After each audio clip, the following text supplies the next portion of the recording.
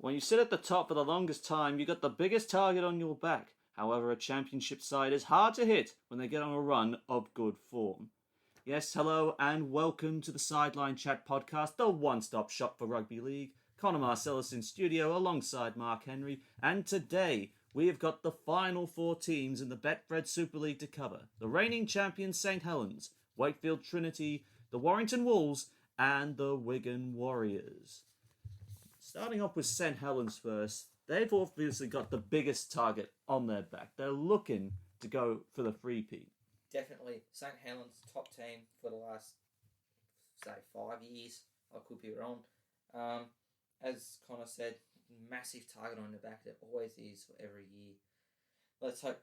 And going for a three-peat, they could do it. But with tough competition from other clubs, we'll have to wait and see come season's end. Well, it was a bit of a shaky start, to be honest, with 2020 for St Helens. They steamrolled Salford early on in the season, but then they had a bit of shaky form, defeats against Warrington, and being outclassed by Huddersfield, and being run over by the Castleford Tigers before the lockdown. And so they weren't necessarily getting good early, but I think after that, they were just a different side. What are we looking at from the August restart? A 10-match winning run where on 7 occasions the scoreline difference was 30 points and higher. That just proves how good St Helens are. Good teams generally have a shaky start because you don't want to go in with box line and then go poorly at the back of the season. You tend to want to have it the other way around. And having a 10-run streak come the back end of lockdown, that proves that the lockdown didn't really affect St Helens as much. Oh yeah, that's true. I mean, other teams were affected that were in the top five early, and coming out of lockdown, St Helens they got all their players back, and then they started performing well. Definitely, they sure did. Only blemishes: early Challenge Cup quarter-final exit to the Warrington Wolves, and of course they lost out on a third straight League Leaders Shield after losses to Salford and to the Wigan Warriors. But they were able to finish second and made it all the way to the grand final, demolishing the Catalan Dragons at home, not necessarily in front of a home crowd because restrictions still apply. But with 10 seconds left on the clock, the score's locked at 4-4. I think this try makes it the best try I've ever seen in the grand final. Tommy Makinson dropped goal right on the full-time siren, ricochets, Bevan French caught out of position, then young Jack Welsby, from nowhere, puts it down. The rest is history. St Helens, from a 4-4 deadlock, to win 8-4 and send legendary figure James Graham out on a high. Mate, it's one of the best grand finals I've ever witnessed. It's just getting, like you said, down to the final 10 seconds. The intensity's there. Everyone's on the edge of their seat, waiting to see what happens. And that drop goal that hit the post and out of nowhere try occurs. James Graham goes off a winner. What else could you want from an exhilarating grand final? It really was. And I think this might be a little bit controversial, but I think it was probably one of the great grand final wins, probably of the last 10 years. And that's probably going to be saying a lot when you got North Queensland's win, Cronulla's win, and even some of Leeds' famous wins during the closing stages of the Golden Decade. But it had everything. Tight scoreline. You thought Wigan were going to pull ahead. Then St Helens, the famous moniker of Eddie Hemmings, his famous saying, never write off the Saints. No, definitely do not write them off one single bit. I think the main problem with St Helens is you try and pick out, you try and look for one player you can say is the best player in that side. Problem is, which one are you going to pick? Is it James Roby? Is it Alex Walmsley, one of the best props in the world? Is it Regan Grace? Is it Johnny Lomax? Who do you necessarily pick to say who's the best player? You can't really pick one. It all just sounds. You can pick as a team a favourite. Like you can pick the team as your favourite, but you can't individually pick out a single player because they've got that much skill, professionalism, and just everything. They're just up there. It's just too good for one player to stand out above the rest. It really is. Definitely. A couple of changes with recruitment. Dominic Peyrou and Joseph Paulo both bound for Toulouse in the Championship as they push to join Super League in 2022. James Graham, of course, legendary Great Britain forward and two-time grand final winner as of now, goes off into the sunset a happy man after a lot of years of heartbreak. And Jack Ashworth linking up with the Huddersfield Giants. Yes. And also you got Callum Hazard, who's left to go to North Wales Crusaders, and Joe Sharrett to the Barrow Raiders. Just a little bit of easing up on the depth there. Yes. Inbound players, they pick up Joel Thompson from the Manly Sea Eagles. So that's, I think Zeb Tay is also retired as well. Also, to substitute Thompson for Tay, that's pretty much a very, very good swap right there. Yep. Sione Matautier, once the youngest Kangaroo to ever debut in Test history, joins from the Newcastle Knights. Ignatius Parsi from the New Zealand Warriors, and Dan Norman from the London Broncos. They've got good players coming in. Like pretty much all their signings are good players. One of the biggest losses, as you mentioned, James Graham into retirement. They'll still be able to do it, but losing him is going to hurt them a little bit with experience. But they've got plenty of depth, and they should be able to cover him off quite easily. I think the one thing they'll miss out of James Graham is, and I know he only played like a few months with them, like 3 months, for the rest of the year, but his passion on the field, just like trying to bring players out of their shell. Like Johnny Lomax on the St. Helens Twitter account talked about James Graham bringing him out of his shell when he first came into the first team side, and just sort of like the influence he had on developing his career is probably one of the finest 5'8" in the Betfred Super League to this point.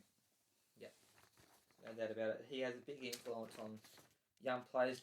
Doesn't matter what position they're in compared to him, they all gain experience from him, and he passes that on and helps them develop their own game, which hopefully they might pass down to younger players when they start coming through, and just goes on. The hardest thing they'll have to replicate is playing alongside a man who wore his heart on his sleeve and just ripped in every week in, week out. That will be the hardest thing.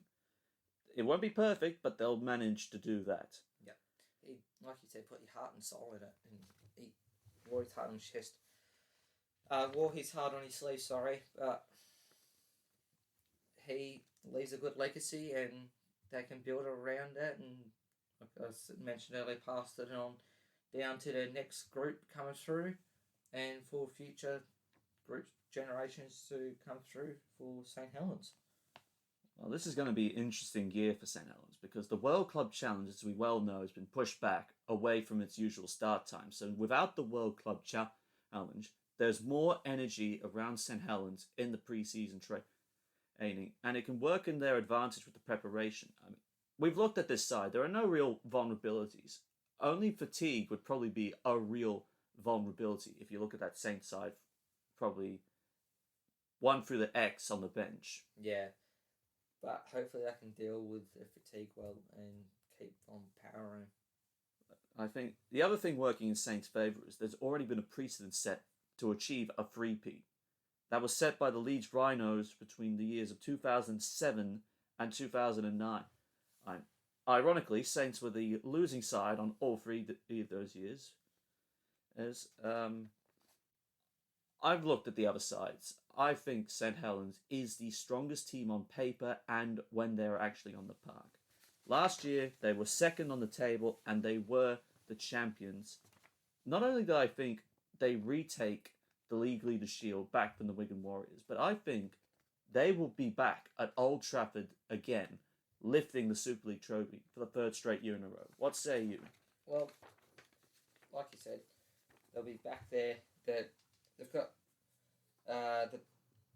the whole team is packed with superstars/stars. They've got the back line that consists of Coote, Makinson, Nagama, Percival, and Grace. What else could you want from that back line? And you've got the house of Lomax and Fags. So they're one of the dangerous teams in the comp. And also having James Robert dummy half and as a captain, he can guide the team around. They've got the forwards of Walmsley, Lees, Thompson, Bentley, Knowles, Metaldia, McCarthy, Scarsbrook, Amor, and Parsi. So that's going to make it one stoppable forward pack. They also have great talent of Jack Wellesby, Aaron Smith, Dan Norman, etc. So Christian Wolf, their coach, may have a bit of a difficult choice of who's going to be starting in the forwards and who's going to be coming off the bench. But overall, they'll definitely be in grand finals whilst wrapping up the minor premierships that I'll finish first overall on the ladder. All right, a majority consensus, St. Helens to take the League Leaders Shield out. Are they your pick for champions, though? Yes. All right, so that's a majority decision on that front. Now, looking at Wakefield Trinity now. Whoa. What can I say about Wakefield that many commentators, both professional and our branch of independents, what haven't we said about Wakefield so far? Apart from the fact that 2020 was not kind to Trinity whatsoever. Definitely not. You're looking at the first 6 rounds, they've only won twice, albeit one of those wins was against Warrington, the other against Salford. But apart from that, apart from Toronto, who had the worst record, Wakefield came out second worst the whole Kingston Road. I mean, between August and October, they did not register a single win on Cup or in League, and there were some pretty bad scorelines to look at. You're looking at 58-0 loss to the Catalan Dragons and a 36-0 loss to the Warrington Wolves, and then tallied up by Catalan again, 40-8, and St. Helens 48-6. Just some ugly scorelines in and amongst that that losing run, I should say. Yeah, definitely.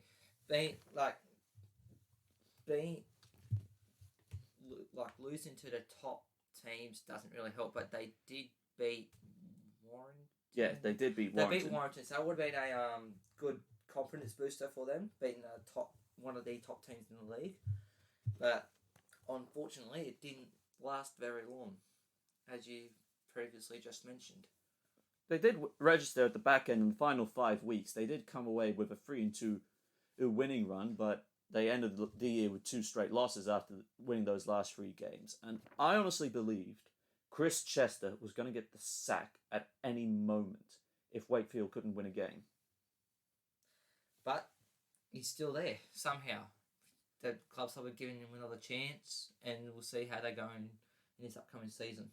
We'll see if he survives. He could even leave mid-season, depending if he wants to leave on his own terms or the club sack him.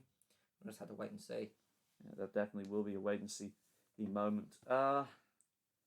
Someone still had to stand out in that Wakefield side. I mean, we got to know they're busting their guts out, but it doesn't look like that. It doesn't really translate when they're not winning. No.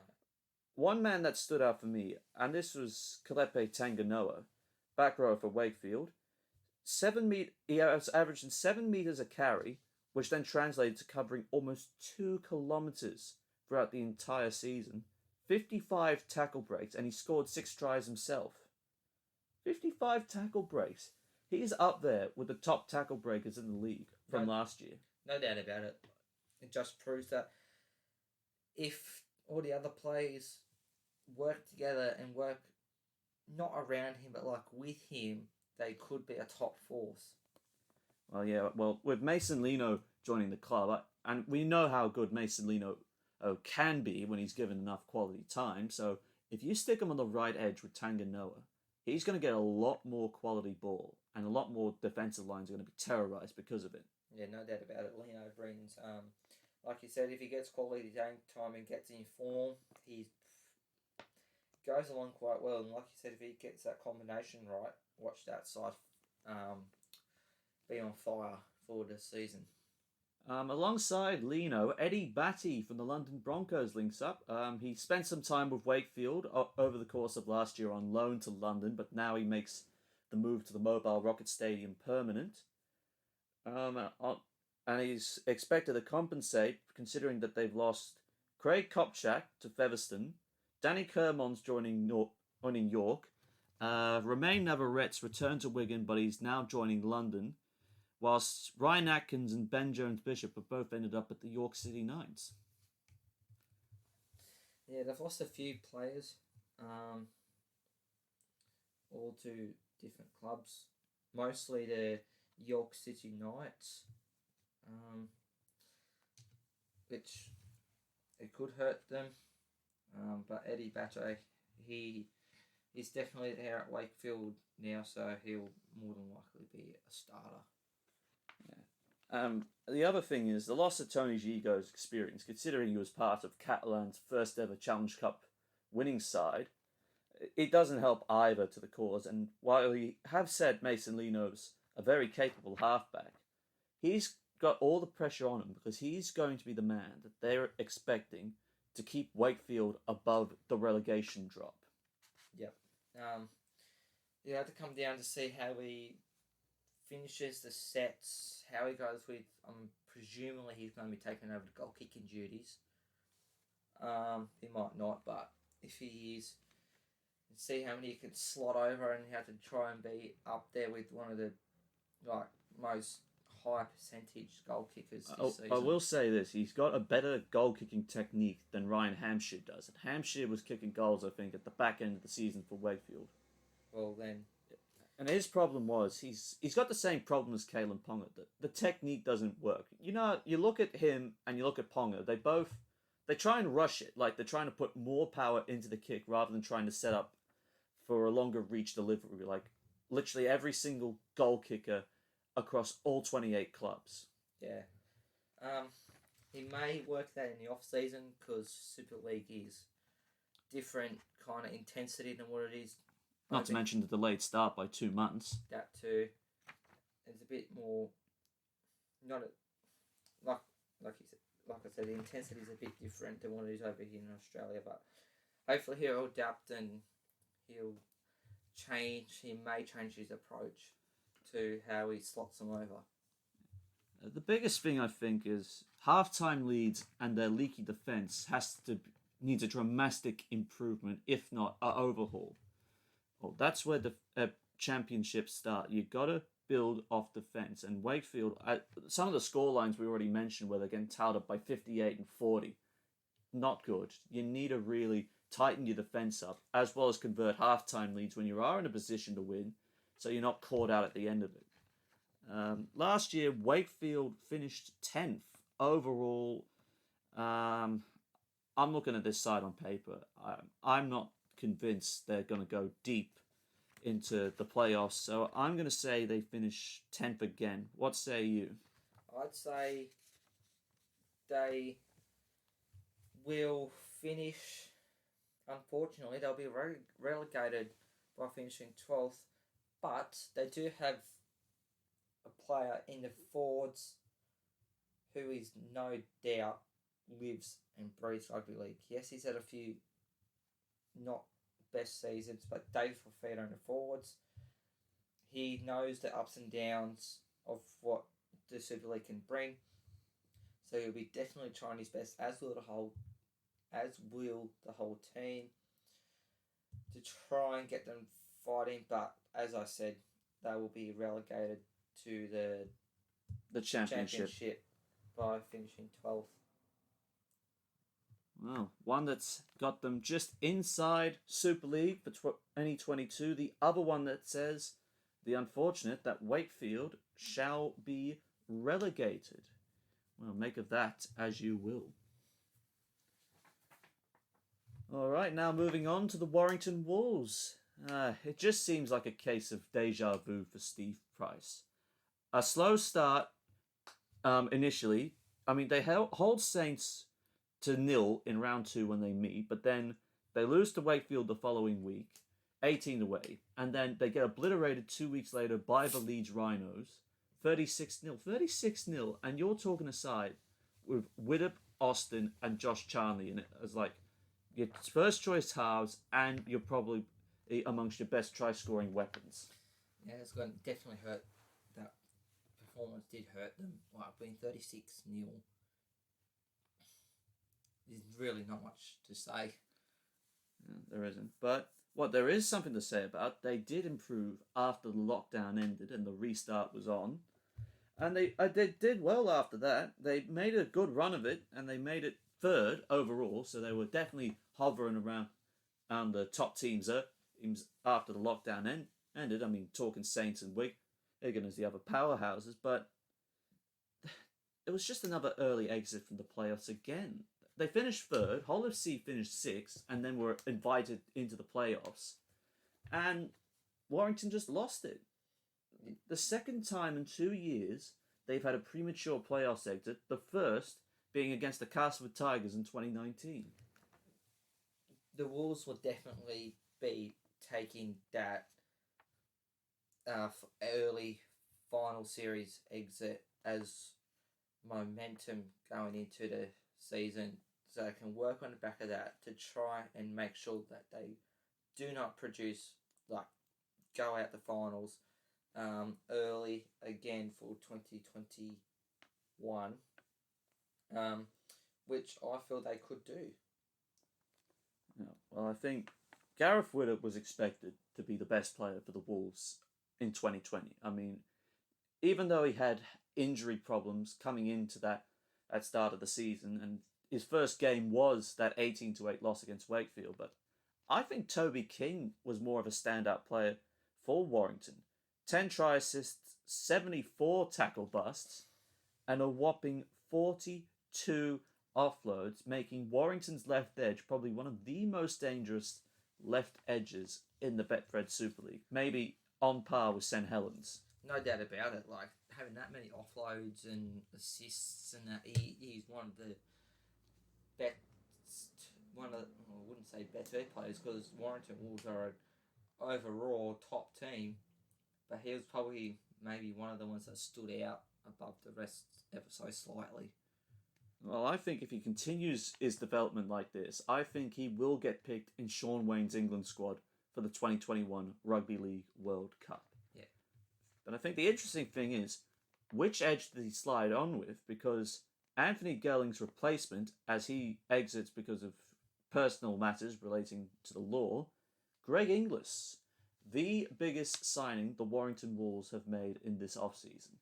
It's a massive signing for him in the off-season after being a free agent. There'll be, obviously, the coach will be playing, if they do internal games at training, or they might be training at each side of the field, for a couple of weeks, and then switch them over, and come game day or naming their squads before, the week before, we'll see where they will be playing on what side of the field. I was genuinely surprised by Inglis signing for Warrington, because I think we all assumed he was retired, never to come back, but turns out that wasn't the case. I remember I was in bed and I got this NRL notification on my phone saying Greg Inglis signs with the Warrington Wolves effective immediately, and I'm like, what? So I'm just like, because I didn't know what the hell was going on, because it just came out of the blue. It did come out of the blue, as you said, we thought he all had retired, but it turns out he... Yeah, retired in the quotation marks, because they can't see what you're doing. Yeah, sorry. But he signed over there, I don't know how many years he's there. It's just a one-year deal. He could be playing for one final season over there. He could go on for another season next year. But he has said he doesn't want to do any more representative football. He shut the door on a potential Origin return. He said he doesn't want to be another Alfie Langer. No. So his main focus will be on trying to get the Wolves into the grand final. And he'll be joined by Rob Butler, coming up from the London Broncos, and Rob Mulhern from Hull Kingston Rovers, to compensate for the loss of Lewis Johnson going back over to the KCOM Craven Park, or for the first time I should say, in Mulhern's place. And Ben Murdoch-Masila, probably the biggest loss at them all, linking up with the New Zealand Warriors on a 3-year deal. Yep, so they've had one big signing, but they've also lost one big player. So it's not hard to miss Murdoch-Masila. I mean, everyone remembers him steamrolling George Burgess at the start of last year. Just even Fox Sports was worthy enough to cover George Burgess getting steamrolled. Yeah. And bloody got on Murdoch-Masila for doing that. Yeah. So he'll be a force that will be missed. But as you said, they've got Greg Inglis. I know they play in different positions, but he's still a big name player like Murdoch Masella. All right, now looking at the preview for where I think they'll go this year, Steve Price is now in his third year at the Wire. He has delivered silverware in the form of the 2019 Challenge Cup, but the Super League trophy continues to elude him.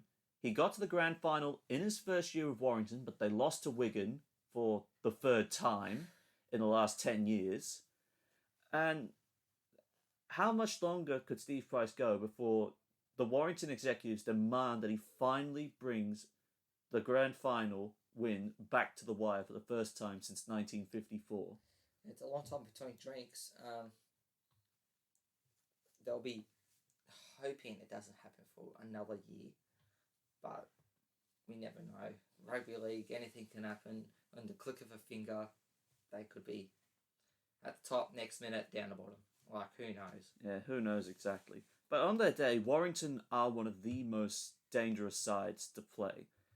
And there is a precedent for teams finishing not inside the top 3 or the top 2 as it stands, and they've gone on to win the grand final. Leeds, finishing 5th in 2011, ended up upstaging St Helens for the grand final win. I believe Warrington have the potential to do something similar, but they really need Gareth Woodop and Blake Austin to stand up and deliver. No doubt about that. Like, they're one of the best halves combinations in the league. They both have plenty of experience over there. Just whether it comes down to how they finish off their sets and close out games, if it's a close one, or if they can chase down the scoreboard if they're far behind, depending on who they're playing. But yeah, they really need to work well together, Austin and Widdop, so they could be up there. Last year, Warrington finished 3rd and they had an early exit from the finals, knocked out by Hull FC. I think they're going to be... The slow starts and the mid-season slumps have cost them dearly in the past, and I think something similar will happen again. And that's... On that logic, I'm going to say they finish 6th this year. Mark? Well. My prediction, I'm going to be copping a fair bit of criticism here. I reckon the Warrington Wolves will come out absolutely flying and firing out the blocks. Will be on top. But, unfortunately, I feel like they're going to be injury plagued. Plagued by injuries? Yeah, plagued by injuries in 2020. And they won't be able to recover after firing out the blocks. So, I'm going to say, unfortunately, you Warrington Wolf fans, I'm going to say they're going to finish 11th and miss the finals. That's definitely a controversial comment right there. One that finds themselves inside the top 6. The other just avoiding the drop for relegation. Yep. I'm not responsible for his comments. He's entitled to them. Yep. Criticise me all you want. Well, if anyone decides to comment, leave a comment down below if you think Mark is right or wrong in his opinion, but nothing too serious. No. I won't take it personally. Yeah, that's exactly what this is all about. All right, final team in the Betfred Super League, the lucky last cherry and white, the Wigan Warriors. I honestly think they were sort of flying under the radar for a while. I mean, you talk of Warrington, you talk of Saints, and the fact Toronto got all the media attention early, but the Warriors, only 2 losses in the first 6 rounds. So they were off to a good start. Pretty impressive stat to start off their season with. Yeah. Only 1 of 2 blemishes, I think, after the restart. They lost to Hull Kingston Rovers. We're talking a full-strength Wigan side and a full-strength Hull KR side. Logic says a full-strength Wigan side dominates. But no, that wasn't the case. In fact, the Robins turned the tables on the head. Yeah, it was a bit of an upset for the Warriors. They probably wouldn't expect that coming from Hull Kingston Rovers. Colchester and Rovers, they're around about a middle team, and Wigan Warriors being a top team, but both of them being full strength, you would think the Warriors would come out and dominate, but clearly not in this game. Well, they ended up dominating at the end of the year. They seized the league leaders' shield from St Helens, so it was ultimately it signalled their intentions that they are still a powerhouse side amongst the old guard. Unfortunately, it counted for nothing, as ironically Saints would come back at them in the grand final, and they ended up losing in a tight grand final, which I still reckon it's probably the best grand final either side of the globe in the last 5 years. Yep, no doubt about that.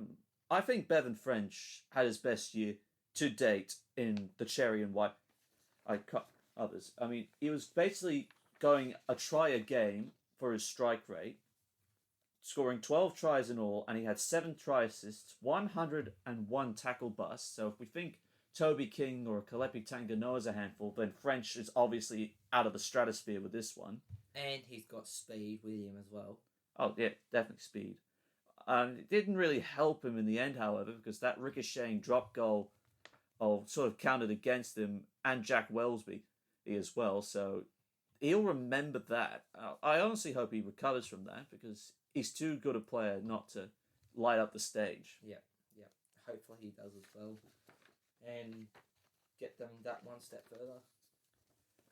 A bit of a turnover for Wigan, but it's nothing new that they've seen before. Ben Flower off to the Lee Centurions, Chris Hankinson joining the London Broncos, Harry Rushton off to the Canberra Raiders, a double signing in defection to Salford, Jack Wells and Joe Burgess linking up with the Red Devils, Joe Greenwood with the Huddersfield Giants, whilst Josh Woods and Mitch Clark have also made their exits. And the biggest one of them all, Sean O'Loughlin, enters retirement. Well, one of the biggest losses as one alongside Ben Flower, as you mentioned, he went to Lee Centurion. So there goes plenty of experience between Ben Flower and Sean O'Loughlin. But I mean, they gained John Bateman, who returned after having a few years over here in Australia with Canberra Raiders. They've also signed a young up-and-comer Jai Field from Parramatta Eels, who has the potential, if he gets a lot of game time, and having John Bateman back, well, that's a big plus. It's definitely a big plus. Yeah, definitely. His drive and his passion for the game, and the fact that he's playing closer to home with his young daughter, he has incentive to play well for Wigan. And the fact that he's only the third man in the Super League history of the Wigan Warriors to wear the number 13 jumper, O'Loughlin being the second, Andy Farrell being the first, the longevity of that 13 jumper, it's a lot for Bateman to bear, but I think they'll back him in at loose forward to do well. Oh, no doubt about it. We all know what he's capable of, so no doubt he can do it again. I mean, he was the Dally M second row of the year when he first came over, so he definitely has some pedigree to him. And he came so close to winning the grand final. Twice. Nice. Yeah, I don't think Wigan will drop off anytime soon. If anything, they'll continue to stand against the juggernaut of the league, that is St Helens, and they do have the side capable of upstaging Saints. And unfortunately, it doesn't necessarily set up a mouth-watering Good Friday grand final rematch, which I was hoping would actually happen, because that would have been salivating to watch. Good Friday, grand final rematch, Wigan and St Helens, here we go. What more could you ask for? Well, unfortunately, things didn't pan out that way, but hopefully we still get a cracker of a grand final rematch. Mate, any grand final rematch, no, regardless of the date, occasion, etc., are cracking games. And especially when you're looking at the oldest league rivalry anywhere in the world between Wigan and St Helens, it'll always be a cracker. And the question is, will Wigan get payback over St Helens? Well, they got a spine with Bevan French and Jackson Hastings in the final year of his deal, so who knows what happens after this one. And John Bateman comes back, so there'll be a lot of fire in the belly to be out there winning some silverware. Yeah. Last year, Wigan finished first runners-up in the grand final. I think in 2021, with the resurgence of St. Helens to come back for that League Leaders Shield, I think they dropped to second, and there is a big opportunity to challenge for another grand final appearance this year. Yeah, well, I think they're complete opposite. I'm sorry to say, but I think they're complete opposite. If I was coaching Wigan, I know he's coming off the bench, but it would be hard to squeeze him in, but I'll try and squeeze in George Burgess into the starting side, but I highly doubt that'll happen, but he'll definitely be off the bench, no doubt about it. But with the biggest losses player-wise of Ben Flowers and Sean O'Loughlin, that's going to be hard to top, losing the amount of experience, so that will hurt them. They'll be trying to replace him in 2022, so I see them finishing 10th. 10th on the ladder. 10th on the ladder for Wow. Wigan Warriors. Even with John Bateman's comeback. Yeah, but the loss of, like I said, Flowers and O'Loughlin will hurt them dramatically. Well, one that says second place finish and maybe even in the grand final to those that say in 10th. Yeah. Well, it's up to you to decide. Again, leave a comment down below if you think Wigan will actually make the grand final. If you'd like to, have a bit more of a discussion with Mark about that. I'm up for it. Yeah, we'll see about that. All right, now we're back to talking about the Toronto Wolfpack. Honestly, I feel like most people are thinking, God, stop talking about Toronto. You're just literally beating a dead horse at this point. Or are we beating this dead horse? Well, yes, we sort of are, because ironically, Toronto officials, according to Total Rugby League, they're actually talking about making a return at some point this year. An exhibition match at Lamport Stadium in the works sometime later this year. I'm not really sure when would be an appropriate time, because you've got October 9, that's the grand final weekend in the Betfred Super Leauge, and then I've already said my idea for the World Club Challenge between St. Helens and the Melbourne Storm. And then you'll have the 2021 Rugby League World Cup to worry about. So my question is, if you are definitely serious, where do you squeeze an exhibition match in? Will depend on who they choose to play the exhibition match against and see where it fits in with that schedule. You could, I know it's probably a bit too late to have one now, but they could have it as, depending on who they're playing. They play, I'm just saying this as an example, they're saying they're playing Wigan. They could help Wigan for their pre-season, to get a pre-season coming underneath their belt. But it is a little bit too close to the season to plan that and make it happen. But I have to wait and see who they play and where it squeezes in. Like you said, the Rugby League World Cup at the end of the season, plus the grand final being played on October 9.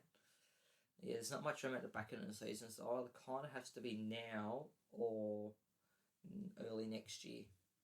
Well, Brian McDermott, the Toronto head coach, or still head coach at this point, I mean, he could still easily accept the job from the Sharks should John Morris fall foul of the board.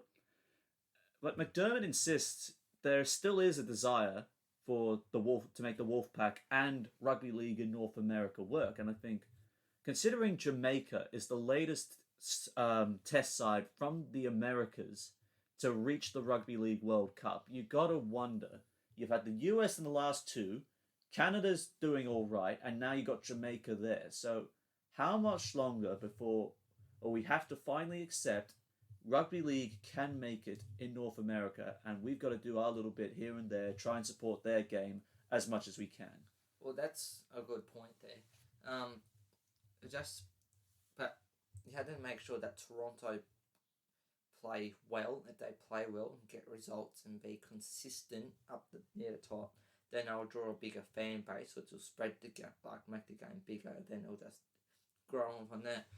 I personally think that they would make a return. When? I don't know. In what kind of league you'd say they'll come back in? Championship? have to wait and see.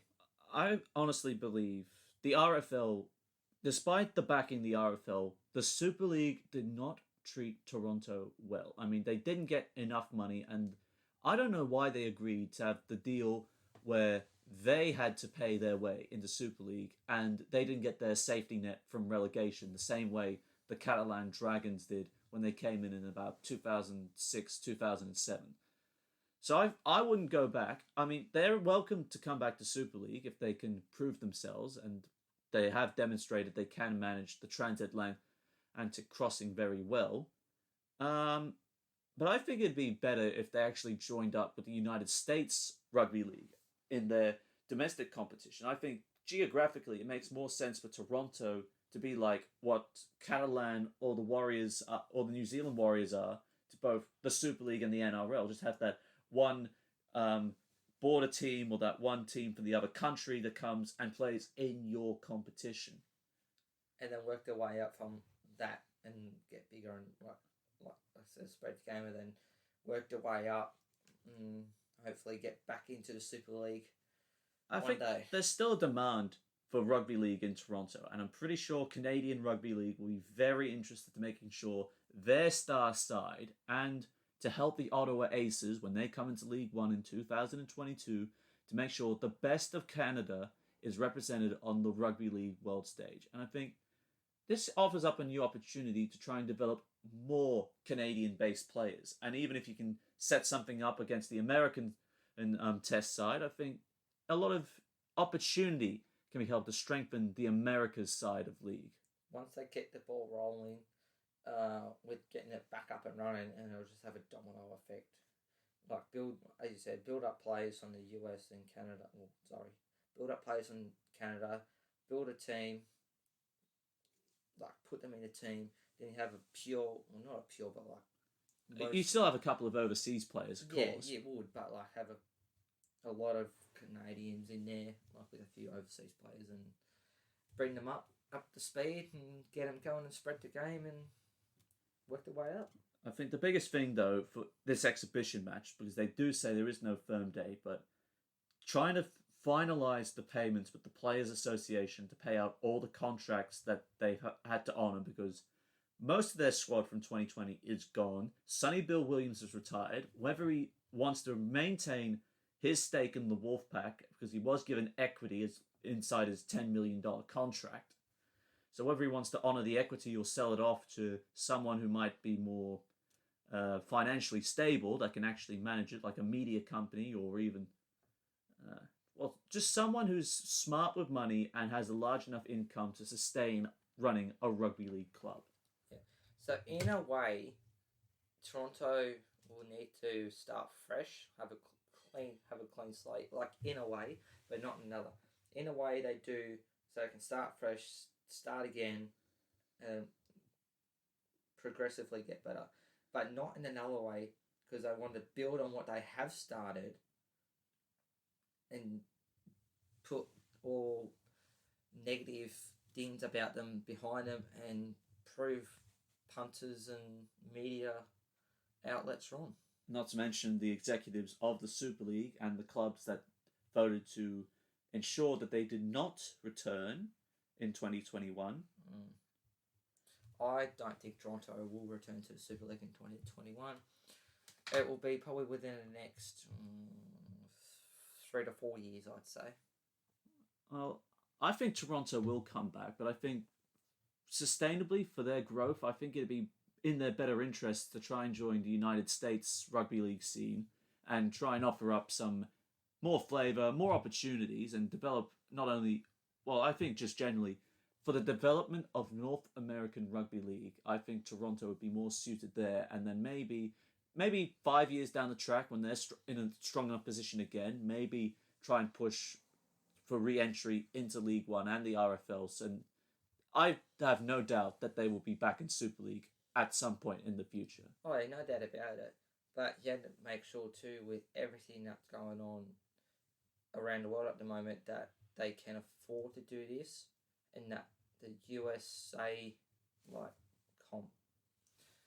can afford to bring them in and all that stuff. So Kind of depends on how the financial situation is. Yeah, it certainly At the does. end of this Money pandemic. talks always. Yeah. All right, well, that is full time from us again, and that is all 12 of the Betfred Super League teams covered. Join us next week as we start our previews into the NRL.